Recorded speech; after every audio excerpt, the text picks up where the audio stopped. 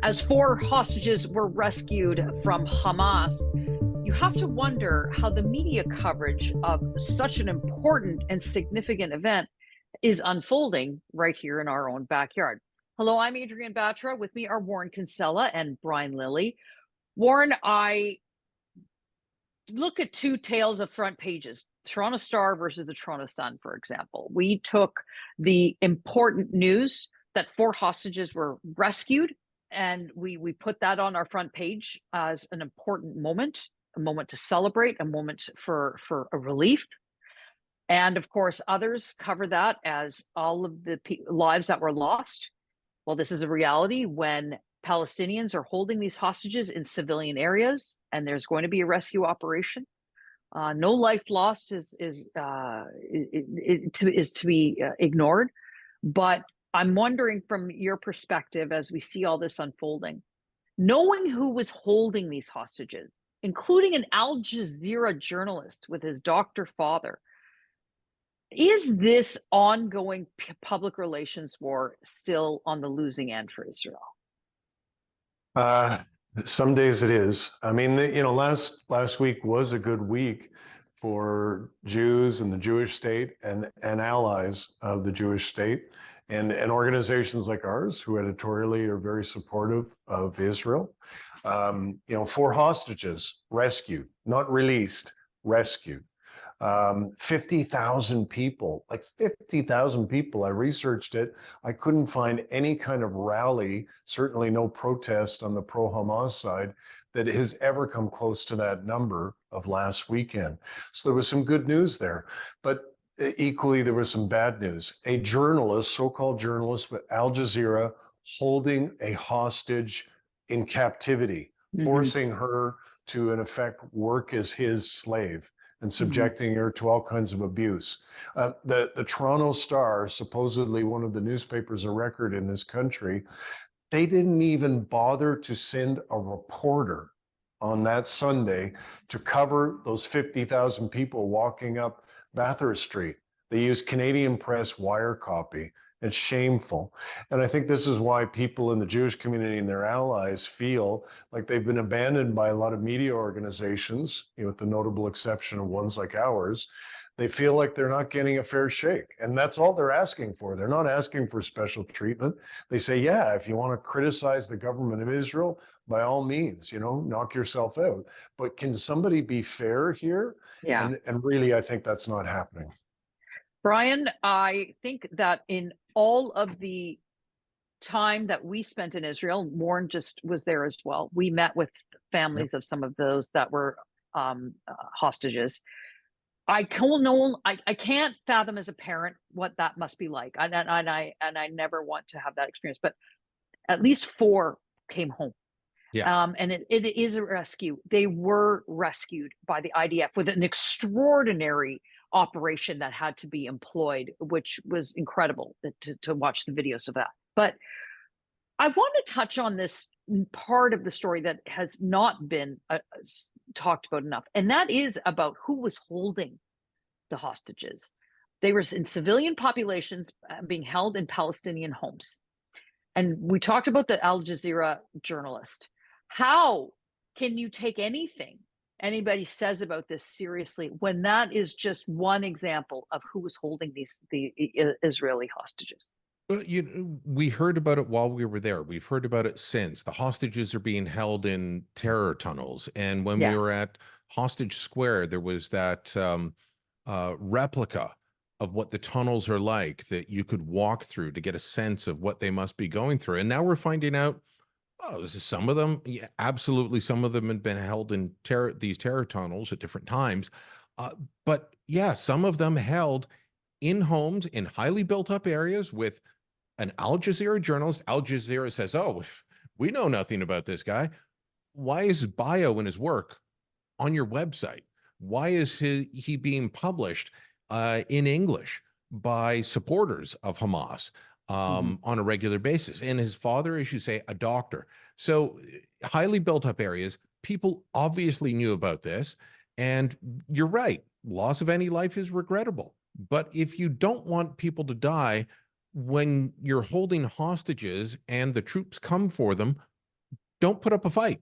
Don't start using rocket launchers to aim at the troops. You're going to get an airstrike. Don't fight back the way that you are in the middle of a civilian area. People are going to die. Hamas did all of this. Wall Street Journal's got a great piece on their front page about how Sinwar, the leader of Hamas in Gaza, believes that this is all going well for them because the more Palestinians that die, the more support he gets internationally. Those are in his own written messages. This is unbelievable. And what do we have here in Toronto? The Hamasnik campers down at the Tentifada at the U of T complaining that the hostages were rescued. They put out statements saying, how do you sleep at night, you people who were rescued? Look at all the people that died for your quote unquote freedom. Go to hell. Yeah. You know, Warren, and then we see images and video from the United States, what just happened in New York, community here in Toronto with the Hamasniks going and protesting in mostly Jewish communities. Nothing's being done. These people are living in fear. They're screaming things that we haven't heard since the days of Hitler. I mean, this has become so disturbing and troubling. We're steeped in it every day because we're in the media. We're journalists. We report on it. We're steeped in it all the time. But imagine living it as a Jew in Canada in 2024, hearing that. I'm still flabbergasted how we haven't just thrown these in jail and forget your peaceful protest. This isn't peaceful. No, it's not.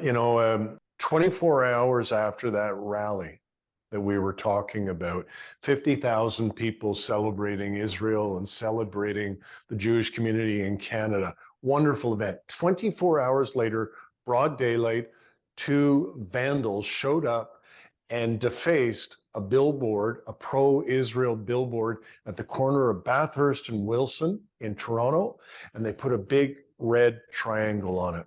And the red triangle, as we all know, and perhaps our readers don't, is what Hamas and Hezbollah use to indicate a target for murder. Somebody who deserves to be killed. It's literally like our crosshairs, putting our crosshairs on somebody's head. That's what it means for Hamas and Hezbollah. That happened in Toronto this week, the city of Toronto, and those two guys are walking the street with impunity. And they're walking through neighborhoods and threatening people. And women wearing veils are holding up swastikas, equating the Star of David with a swastika, and on and on. There's a lot of visual evidence here. And, the thing that the Jewish community, and I'll conclude this way, are saying to me, and I know they're saying the same thing to you two guys, where are our governments? Where are our leaders? Yeah. Why aren't they prosecuting? Why aren't they deporting these people? Because I'm not afraid to say it anymore. I think the first time in my life I said I wanted somebody deported was Ernst Sundal. Now I'm saying about these people, if they're not a citizen and they're acting in this way, we should send them back to the place that they value the most, which is Gaza and the West Bank. If that's what they think is so great, let's send them back. Brian, this has been a two ongoing consistent theme that no one has said anything.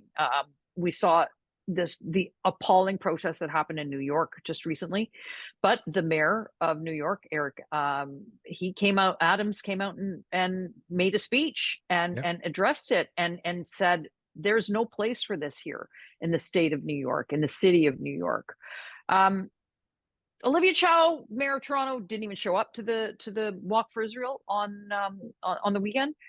Justin Trudeau is, completely useless on this. Premier Ford has been okay. He's been arguably the strongest, but it's less about the politicians and it's about enforcing the laws of the land. One swastika showed up by some moron at the truckers rally a few years ago, Brian, on one sign, someone, and it was international news. Yeah. Swastikas are now commonplace in the city of Toronto against our Jewish community. Nary a peep. Last word to you.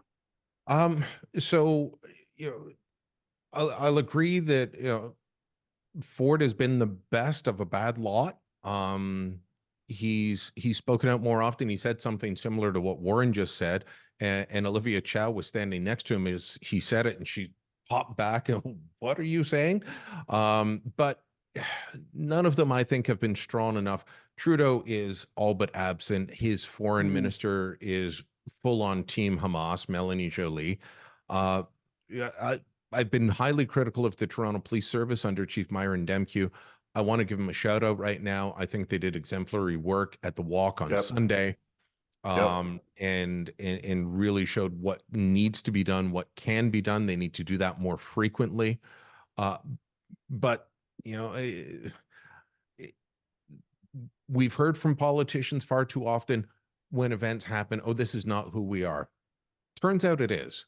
And I think we need a reckoning on that there is a large percentage of people, maybe it's not most, but as our friend John Wright, the pollster, likes to say, small numbers can be big numbers. 5% of the population is 2 million people, 2 million adults. If you've got just 5% being virulently anti-Semitic, that's 2 million people. That's a lot. And that becomes disturbing. So we are not the country that we thought we were. And I would agree with Warren. A big part of the problem are people who immigrated here. Maybe they are citizens, maybe they're not. If they're not, I agree, deport them. I come from a immigrant family that came from an area with a lot of troubles. You know what we were told when we got here? Leave your crap back home. Don't bring it to Canada. And that's what every generation of immigrants has been told by people within their own community. We need more of that. Well, let us know what you think in the comments below. Like this video and subscribe to our YouTube channel, and go to thetorontosun.com. You're going to find commentary and coverage there you certainly will not find anywhere else.